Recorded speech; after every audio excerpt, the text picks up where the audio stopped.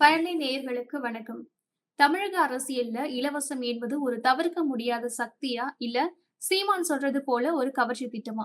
இன்றைய அரசியல் களத்தின் எதார்த்தம் என்ன அப்படிங்கிறத பத்தி விரிவாக பேசுவதற்காக நம்மோடு இணைந்து இருக்கிறார் அரசியல் திறனாய்வாளர் திரு தாமஸ் பிராங்கோ. வணக்கம் சார். வணக்கம். இலவசம் என்பது ஒரு வீழ்ச்சி திட்டம் அப்படின்னு சீமான் சொல்லியிருக்கிறாரு. ஆனா பொருளாதார அறிஞர்கள் என்ன சொல்றாங்கன்னா, இலவசமாக வழங்குறது சமூக முதலீடு அப்படின்னு சொல்லியிருக்காங்க. இப்போ சீமானுடைய இந்த விமர்சனத்த நீங்க எப்படி பார்க்கிறீங்க சார்? நீங்க உங்க கேள்வியிலே அழகான பதில் வந்துருச்சு. சீமான் ஒரு பொருளாதார நிபுணர் இல்ல. நான் எப்படி பாக்குறேன்னு சொன்னா, இலவசங்கள்னு எதுவுமே கிடையாது. மக்களுடைய உரிமைகள் தான் கிடைக்குது. யாராவது அவங்க வீட்டுல உள்ள பைசாவையோ அல்லது அவங்க சொத்துக்கள்ல இருந்தோ பங்கு போட்டு இலவசம்னு கொடுக்கறாங்களா? இன்னைக்கு அரசு கொடுக்கறது என்ன? கல்வி. அது அரசு பள்ளியில அரசு கல்லூரியில படிச்சா இலவசம்னு சொல்லிட்டு இருக்கோம். சுகாதாரம், அரசாங்க ஆஸ்பத்திரி போனா அது இலவசம்னு சொல்லிட்டு இருக்கோம். இது ஒரு தவறான புரிதல். நாம கொடுத்த வரியில இருந்துதான் இந்த செலவுகளுக்கான பணம் எடுத்துக் கொள்ளப்படுகிறது. அது நேர்முக வரியான வருமான வரியாக இருக்கலாம், எக்ஸைஸ் வரியாக இருக்கலாம், கஸ்டம்ஸ் டியூட்டியாக இருக்கலாம், நாம எல்லோரும் கொடுக்கக்கூடிய மறைமுக வரியான ஜிஎஸ்டியாக இருக்கலாம். அதுல இருந்து வரக்கூடிய வருமானத்துல இருந்தான அரசாங்கம் ஒரு சிறு பகுதியை மக்களுக்கு இதே மாதிரி செலவழிக்குது. அப்போ தமிழகத்தை பொறுத்தவரையில அது ஒரு மகளிர் உரிமை தொகையாக இருக்கட்டும், இலவச பேருந்து கட்டணமாக இருக்கட்டும், பெண்களுக்கு அடிப்படை கல்விக்கான செய்யக்கூடிய உதவிகள் எல்லாமே மக்களுடைய உரிமைகள் தான். அது அரசாங்கம் தேவைப்பட்டவர்கள் யாருன்னு பார்த்து வசதி குறைந்தவர்களுக்கு ஒரு சலுகையாக அறிவிக்கிறது. அந்த சலுகை அறிவிப்பதற்கு அரசாங்கம் எடுத்துக்கொள்ளக்கூடிய பணம் நமது வரி பணம். எனவே நிச்சயமாக இதுல எதுவுமே இலவசம் இல்லை. சமூக பாதுகாப்பு என்பது கரெக்டான வார்த்தை. சமூக பாதுகாப்பு எப்போ வருது? உங்களால எல்லாருக்கும் அவங்களுடைய தேவைகளை பூர்த்தி செய்ய முடியவில்லை. உணவு, உடை, உறைவிடம், கல்வி, சுகாதாரம், வேலை வாய்ப்பு, இது ஆறும் ஒவ்வொரு மனிதனுக்கும் அடிப்படை அவசியங்கள். அதை பூர்த்தி செய்வதற்காகத்தான் அரசுகள் தேர்ந்தெடுக்கப்படுகின்றன. அந்த அரசுகள் அதை முழுமையாக பூர்த்தி செய்ய முடியாத நேரத்தில், ஏற்றத்தாழ்வு அதிகமாக இருக்கும் போது கீழ்மட்டத்தில் அல்லது பொருளாதாரத்தின் விளிம்பு நிலையில் நிற்பவர்களுக்கு சில திட்டங்களை கொண்டு வருகின்றார்கள். அது அரசாங்கத்தினுடைய வரிப்பணத்தில் கிடைத்த பணத்தை வச்சு கொடுக்கக்கூடிய திட்டங்கள். அப்படித்தான் பல்வேறு திட்டங்கள் அமல்படுத்தப்படுகின்றன. அது உண்மையிலேயே சமூக பாதுகாப்பு. பல நாடுகள்ல இன்னைக்கு எல்லாருக்கும் பென்ஷன் இருக்கு. நம்ம நாட்டுல இல்ல. எல்லாருக்கும் சுகாதாரம் ஒரே மாதிரி இருக்கு. இப்போ பிரான்ஸ் போன்ற நாடுகளுக்கு போனீங்கன்னு சொன்னா எல்லா ஆஸ்பத்திரியும் ஒரே ஆஸ்பத்திரி தான். எல்லோருக்கும் ஒரே மாதிரியான ட்ரீட்மெண்ட் கிடைக்குது. யாரும் அங்க பணம் கட்டி ஆஸ்பத்திரியில சேர வேண்டியது இல்லை. அது அரசாங்கம் கொடுத்திருக்கக்கூடிய பாதுகாப்பு அந்த மக்களுக்கு. அதை நீங்க இலவசம்னு சொல்ல முடியுமா? வளர்ந்த நாடுகளிலும் சரி, சோசியலிச நாடுகளிலும் சரி, கல்வி எல்லோருக்கும் கொடுக்கப்பட்டிருக்கிறது. அதை இலவசம்னு சொல்ல முடியும்? அது கல்வி மக்களுடைய அடிப்படை தேவை, உரிமை. அதை அரசுகள் கொடுத்திருக்கிறது. அதை இந்த மாதிரி கொச்சைப்படுத்தி பேசுவது சீமானை போன்றவர்களுக்கு, அவங்க எல்லாம் பொருளாதார நிபுணர்களும் அல்ல, அரசியல் வித்தகர்களும் அல்ல. இது அவர்களுடைய அறியாமையை காட்டுகிறதுன்னு தான் நான் பார்க்கிறேன். இப்ப தமிழகத்தினுடைய கடன் சுமை அதிகரித்து வரும் நிலையில இப்போ இலவசங்கள்லாம் ஒழிச்சிட்டு சீமான் சொல்ற மாதிரி இப்போ மக்களுடைய வாங்கும் திறனை உயர்த்துறது நடைமுறையில சாத்தியமா? அதாவது கடன் சுமை என்பது இந்தியாவுக்கு இல்லாத கடன் சுமையா? இந்திய ஒன்றியத்துக்கு தமிழ் மாநிலத்தினர் இருக்கக்கூடிய கடனை விட பல மடங்கு இருக்குது. சதவீதத்தில் எடுத்து பார்த்தோம்னாலே தமிழ்நாட்டினுடைய மாநில அரசினுடைய கடன் ஏற்கனவே ஒரு உத்தரவு இருக்கிறது. 3% மேல போகக்கூடாது மொத்த வருமானத்தில். அதுக்கு உள்ளாலதான் அவங்க கடன் வாங்க முடிகிறது. கடன் வாங்கிட்டு இருக்காங்க. ஒன்றிய அரசு அதே மாதிரி 3% வரைக்கும் கடன் வாங்கலாம் மொத்த வருமானத்தில், கிராஸ் டொமஸ்டிக் ப்ராடக்டினுடைய 3% வரை. ஆனா 3.5% இன்றைக்கு ஒன்றிய அரசு அந்த கடன் வாங்குறது யாரு, அது எவ்வளவு வாங்கலாம்னு முடிவு எடுக்கிறது யாரு? அந்தந்த அரசுகள் செய்ய வேண்டிய கடமை அவங்களுடைய முடிவுகளாக இருக்கணும். இன்றைக்கு சர்வதேச நிதி நிறுவனமும் உலக வங்கியும் கொண்டு வந்த விதிமுறைகள் தான் இந்த 3% மேல் கடன் வாங்கக்கூடாது அப்படின்னு.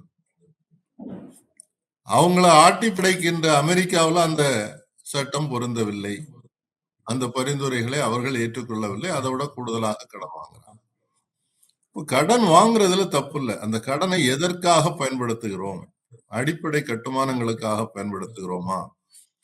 ஏற்றத்தாழ்வுகளை குறைப்பதற்காக பயன்படுத்துகிறோமா? வேலை வாய்ப்பை உருவாக்குவதற்காக பயன்படுத்துகிறோமா? தொழில் வளர்ச்சிக்காக பயன்படுத்துகிறோமா? இதைத்தான் பார்க்கணுமே தவிர ஒட்டுமொத்தமா இது கூடாதுன்றது தவறான அணுகுமுறை. சார், வாக்குக்காக காசு கொடுப்பது சீமான் கடுமையா விமர்சனம் செஞ்சிருக்கிறாரு. இப்போ தமிழக தேர்தல் களத்துல பணபலம் இல்லாம ஒரு கொள்கை சார்ந்த கட்சி ஆட்சியை பிடிக்க முடியுமா? வாக்குக்காக பணம் கொடுப்பது என்பது தவறு, சட்டப்படி தவறு, தடை செய்யப்பட்டிருக்கக்கூடிய ஒன்று. அதே மாரி யாராவது காசு கொடுக்கறாங்கன்னு சொன்னா அதை மக்கள் வாங்கவும் கூடாது. அதை தேர்தல் ஆணையத்துக்கு தெரிவித்து நடவடிக்கை எடுக்க சொல்லணும். ஆனா நீங்க அடிப்படையாக இதுக்கு பின்புலம் என்ன? எதுக்காக பணம் வாங்குறாங்க? பணம் எதுக்காக கொடுக்கறாங்க? மக்கள் ஏன் அதை வாங்கி கொள்ளுகிறார்கள் அப்படின்றத கொஞ்சம் அனலைஸ் பண்ணி பார்த்தோம்னு சொன்னா, ஒரு தேர்தல் ஆணையமே சொல்லி இருக்கக்கூடிய விதிமுறைப்படி பாத்தீங்கன்னு சொன்னா, ஒரு பாராளுமன்ற தொகுதியில 85 லட்சம் வரைக்கும் செலவழிக்கலாம்னு சொல்லியிருக்காங்க. ஒரு சாதாரண மனுஷன் யார்கிட்ட இருந்து அந்த பணத்தை வசூல் செய்வான்? அவனுக்கு யாரும் அவங்க கையில இருந்து காசை போட்டு தேர்தலில் நின்று ஜெயிச்ச பிறகு ஒன்னும் வேண்டாம் அப்படின்னு இருக்கக்கூடிய நேர்மைவான்கள், நீதிமான்கள்லாம் இன்னைக்கு இல்லை. அப்போ தேர்தலுக்கே ஏகப்பட்ட பணம் செலவாகுது. சீமான் தெளிவாக மக்களுக்கு சொல்ல வேண்டியது என்னன்னா, அவருடைய கட்சி எப்படி நடத்திட்டு இருக்கிறார், அவர் எப்படி ஒரு ஆடம்பரமான வாழ்க்கையை நடத்தி கொண்டிருக்கிறார், அவருக்கு தேர்தலுக்கான பணம் எங்கிருந்து வருது? இன்னைக்கு இந்திய நாட்டுல நம்ம கண்கூடா பார்த்தோம்னு சொன்னா, இடதுசாரி கட்சிகள் மட்டும்தான் மக்களிடம் கையேந்தி உண்டியல் வசூல் செய்து வீடு வீடாக போய் நன்கொடை வசூல் செய்து தேர்தல்ல பங்கேற்கிறார். சீமான் அந்த மாதிரி செய்யறாரா? விஜய் செய்ய போறாரா? விஜயும் இலவசம் வேண்டாம், இலவசம் கொடுக்க கூடாதுன்னு சொல்றாரு. அவங்களுக்கு எல்லாம் புரிதல் இல்லைன்றதுதான் அடிப்படை. ஆனா மாற்று இல்லையா? இருக்கு.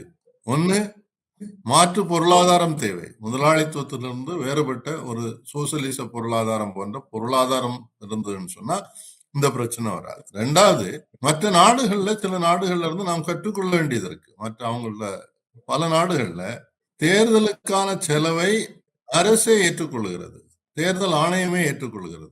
இவ்வளவுதான் உங்களுக்கு பணம், இவ்வளவு நாங்க தர்றோம், நீங்க செலவழிச்சு, இதுக்கு மேல பணம் நீங்க செலவழிக்க கூடாதுன்னு சொல்றாங்க. அதே மாதிரி விகிதாச்சார அடிப்படையில் தேர்தல். இன்னைக்கு ஒரு பாராளுமன்றம் நாம ஒவ்வொரு தொகுதிக்கும் இவ்வளவு பேரு அப்படின்னு சொல்லி ஓட்டு போட்டுக்கிட்டு இருக்கிறோம். அதுக்கு கோடிக்கணக்கில் செலவழிச்சுட்டு இருக்காங்க. அதே நேரத்துல இந்த நாடுகள்ல என்னன்னு சொன்னா, விகிதாச்சார தேர்தல்னு சொன்னா, ஒரு கட்சி, சீமானுடைய கட்சிக்கு சப்போஸ் 5% ஓட்டு கிடைக்குதுன்னா, அங்க இருக்கக்கூடிய பாராளுமன்றத்துல, சட்டமன்றத்துல 5% உறுப்பினர்கள் அந்த கட்சியை சார்ந்தவர்கள் தேர்ந்தெடுக்கப்படுவாங்க. காங்கிரஸுக்கு 40% கிடைக்குதுன்னா காங்கிரஸ் 40% உறுப்பினர்களை எடுத்துக்கொள்ளும். அந்த அடிப்படையில அந்த பாராளுமன்றம் அல்லது சட்டமன்றம் செயல்படும். அந்த மாதிரி முறையை நோக்கி மாறணும்னு சொன்னாக்கி இந்த வாக்குக்காக காசு கொடுக்கிறது என்பதுக்கு தேவைப்படாது, அவசியப்படும். மக்களிடம் இலவசங்களை எதிர்பார்க்கும் மனநிலை ஊறி போயிருக்கு. இப்போ சீமான் முன்வைக்கும் தத்துவ அரசியல் இந்த மனநிலையை மாற்றுமா, இல்ல அவர் அரசியல் களத்துல பின்தங்க வைக்குமா? சீமானுக்கு என்ன தத்துவம்ன்றது எனக்கு இதுவரைக்கும் தெரியல. அவருடைய கட்சிக்கு எந்த கொள்கை வெளியீடையும் கொண்டு வரல.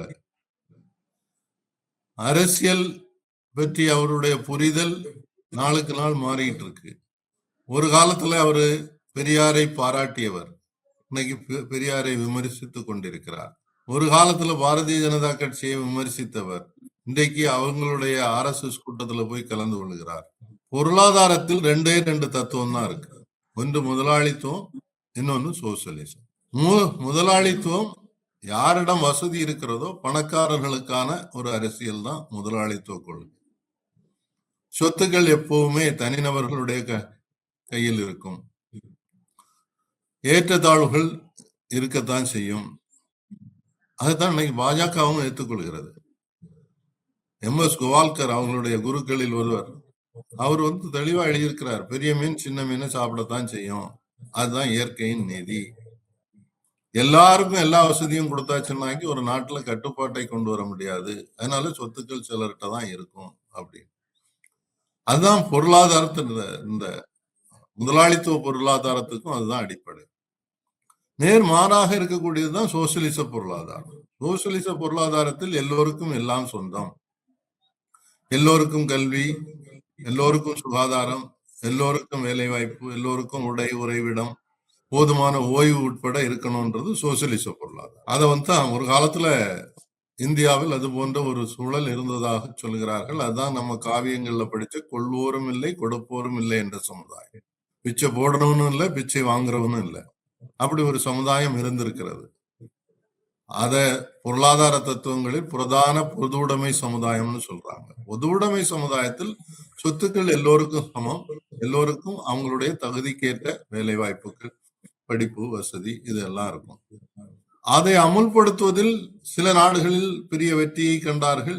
ஒரு காலகட்டத்தில் சில தோல்விகளையும் சந்தித்திருக்கிறார்கள். சோசியலிச நாடுகளாக இருந்த USSR இருக்கட்டும், சீனாவாக இருக்கட்டும்.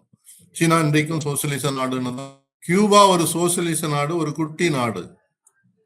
ஆனா அங்க அவங்களுடைய தேவைகளை பூர்த்தி செய்திருக்கிறார்கள். இன்னைக்கு உலகம் முழுவதும் எங்க ஒரு பிரச்சனை வந்தாலும் ஆரோக்கியம், அதாவது ஒரு பெரிய வெள்ளப்போக்காக இருக்கட்டும், பூகம்பமாக இருக்கட்டும், உதவிக்கு போகக்கூடிய மருத்துவர்களில் பெரும்பகுதி கியூபாவினுடைய மருத்துவர்கள். மருத்துவத்துறையில பெரிய சாதனைகளை படைத்திருக்கிறார். அது ஒரு சோசியலிச நாடு தான். வியட்நாம் ஒரு சோசியலிச நாடு, வெனிசுவேலா ஒரு சோசியலிச நாடு. முழுக்க அதாவது சோசியலிசத்தினுடைய எல்லா தன்மைகளும் இல்லாமல் இருக்கலாம். திராவிட மாடல் வேண்டாம், சரி திராவிட மாடல் வேண்டாம்னாக்கி நீங்க என்ன ஆரிய மாடல் வேணும்னு சொல்றீங்களா? என்ன மாடல்ன்றது தெளிவா சொல்லணும்ல. அது இன்னைக்கு வரைக்கும் சீமான் சொல்லவில்லை என்றதான் நம்ம வருத்தத்தோட பார்க்க வேண்டியது இருக்கு. இவங்க எல்லாம் அரசியல் களத்தை தங்களுடைய சொந்த நலனுக்காக பயன்படுத்திக் கொள்கிறார்களே தவிர மக்களுக்கான பொருளாதாரத்தையோ, மக்களுக்கான தத்துவத்தையோ, மக்களுக்கான ஒரு அரசியல், பகிர்ந்தளிக்கப்பட்ட அரசியல், காந்தி சொன்னக்கூடிய பஞ்சாயத்துக்கள் தான் கிராமங்களினுடைய ராஜ்யங்கள், கிராம ஸ்வராஜ்னு சொல்லி அவர் சொன்னார். அந்த மாதிரி ஒரு திட்டத்தை ஏதாவது சொல்லியிருக்காங்களா? சீமானுடைய கட்சியில இருந்து ஏதாவது அறிக்கை வெளியிட்டு இருக்காங்களா? எதுவுமே இல்லை. இலவசங்களுக்கு பதிலா தரமான வேலை வாய்ப்பு, அடிப்படை வசதிகள்லாம் வழங்குவேன்னு சீமான் சொல்லியிருக்கிறாரு. இப்போ திராவிட மாடல் மற்றும் சீமானுடைய மாற்று மாடல், இப்போ தமிழகத்துக்கு இப்போதைக்கு தேவையானது எது சார்? சீமான் வைக்கக்கூடிய தெளிவான ஒரு பாதை இருந்ததுன்னா தான் அதன் அடிப்படையில விவாதிக்க முடியும். இன்றைக்கு நான் ஏற்கனவே சொன்ன முதலாளித்துவ சோசியலிச பொருளாதாரங்கள், இந்தியா சுதந்திரம் பெற்ற போது எப்படிப்பட்ட பொருளாதாரம் இருக்க வேண்டும் என்பது பற்றி பெரிய விவாதங்கள் நடந்தது.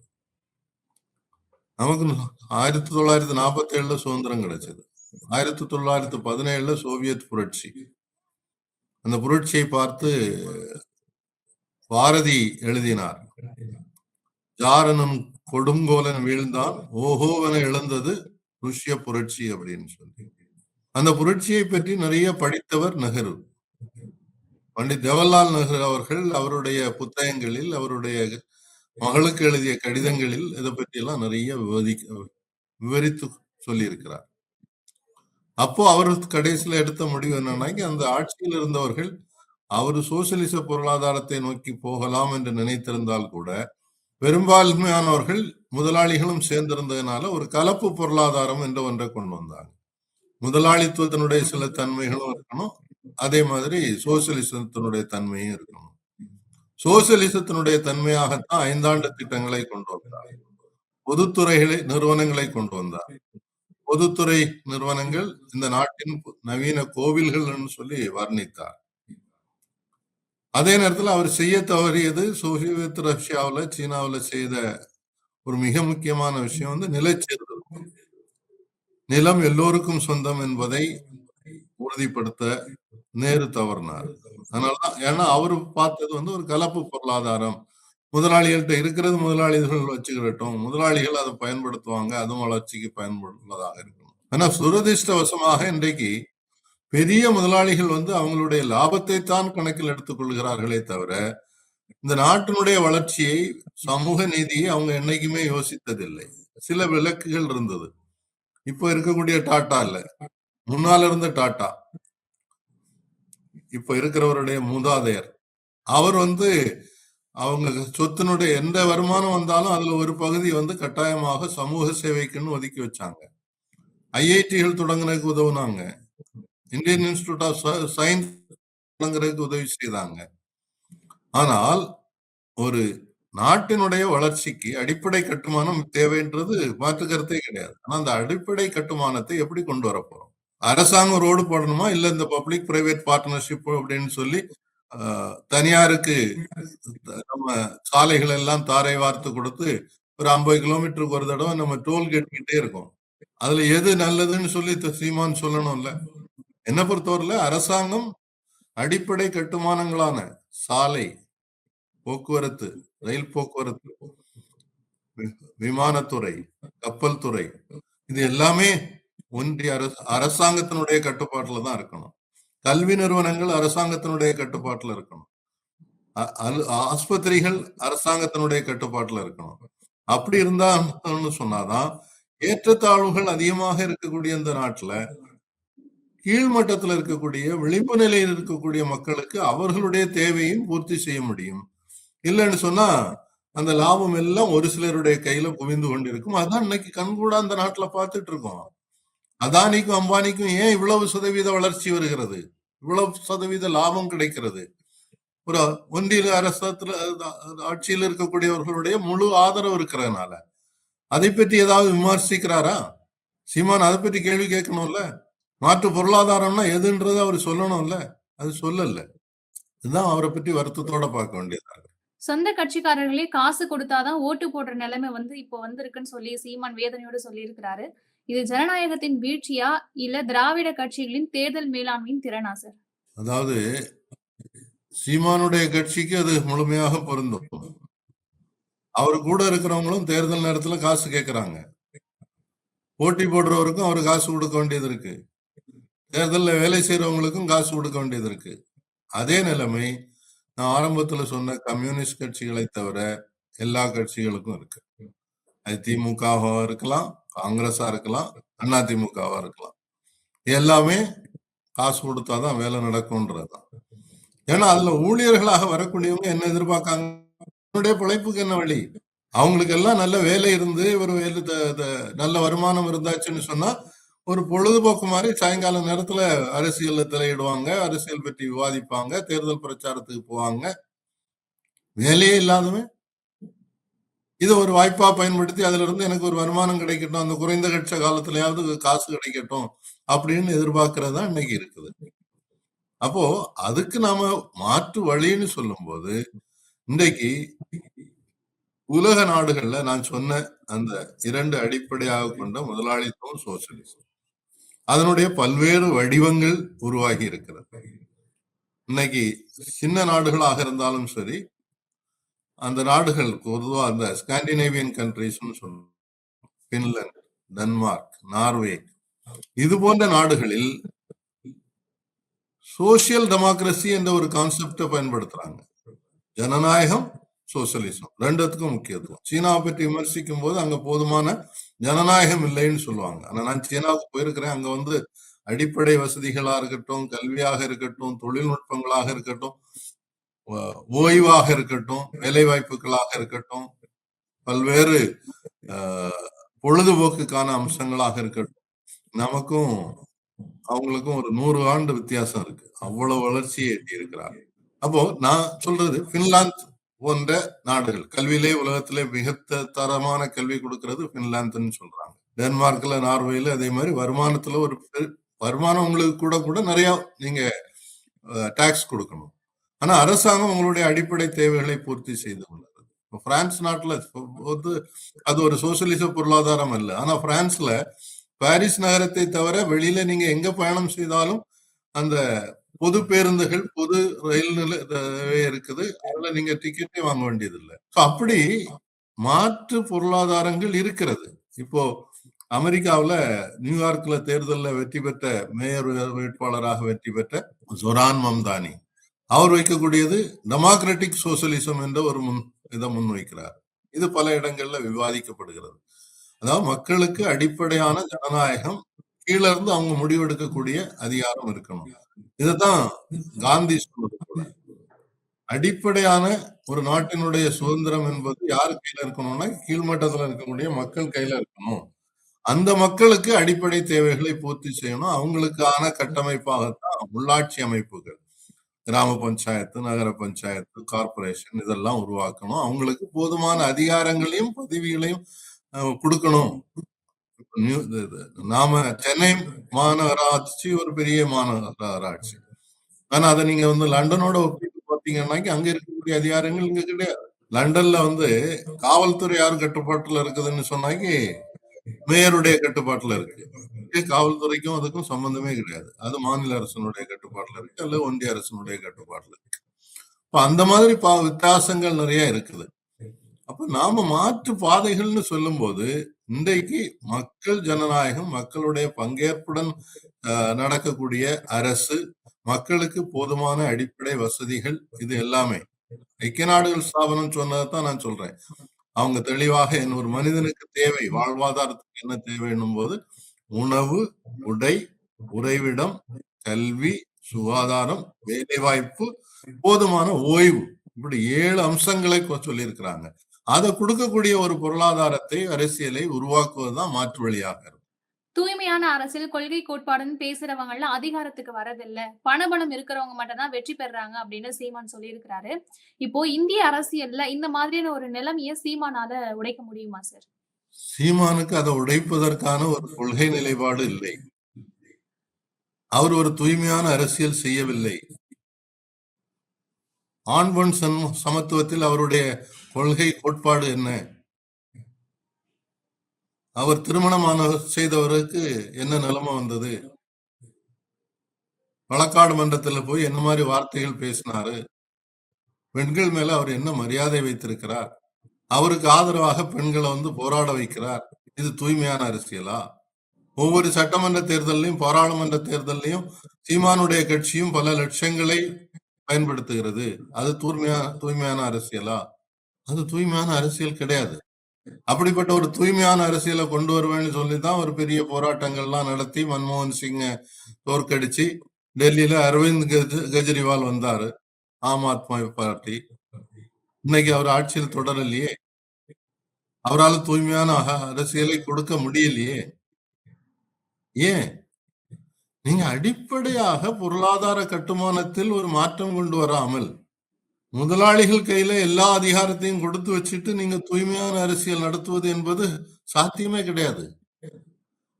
இன்னைக்கு அதானிக்கும், அம்பானிக்கும், டாட்டாவுக்கும், கோயங்காவுக்கும் அல்லது பிர்லாவுக்கும் இருக்கக்கூடிய சொத்தும், சொத்து குவியலும், அதிகாரங்களும் அவங்க சொல்ற மாதிரிதான் திட்டங்கள் அமல்படுத்தப்படுகிறது. ரிலையன்ஸுடைய அதிபராக இருந்த இப்ப இருக்க முகேஷ் அம்பானியுடைய அப்பா திருபாய் அம்பானி வந்து ஒரு பத்திரிகையாளர்கிட்ட பேட்டி கேட்கும்போது சொன்னாரு, இந்த நாட்டினுடைய கொள்கைகள் எனக்கு சரியாக இல்லைன்னாக்க அந்த கொள்கையை நான் மாற்றுவேன். அதற்காக யாருக்கு எவ்வளவு காசு கொடுக்கணும்ன்றது எனக்கு தெரியும். அதை கொடுக்க தயாரா இருக்கிறேன்னு சொன்னார். அந்த நிலைமை தான் இன்னைக்கு தொடர்கிறது. அப்போ ஒரு தூய்மையான அரசியல் வேண்டும் என்றால் அதற்கு ஒரு மாற்று பொருளாதார தத்துவம் வேண்டும்.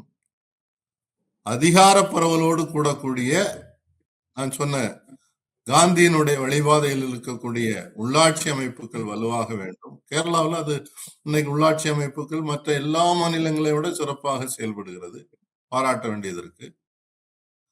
கேரளாவில் வறுமையை ஒழிக்க முடிந்திருக்கிறது. தீவிர வறுமை என்பது முழுமையாக ஒழிக்கப்பட்ட ஒரே மாநிலம் கேரள மாநிலம். அப்போ அந்த மாற்றுக்களை பார்த்து அந்த மாற்றுக்களை நாமளும் கொண்டு வரலாம். சீமான் ஒரு தூய்மையான அரசியல் நடத்தவில்லை, அவரால் நடத்த முடியாது. அவருக்கு அதற்கான பின்புலமும் இல்லை, அதற்கான கொள்கை தெளிவும் இல்லை என்பதுதான் என்னுடைய ஆழமான கருத்து. விரிவாக பகிர்ந்து கொண்ட திரு தாமஸ் பிராங்கோ அவர்களுக்கு நன்றி. நன்றி, வணக்கம்.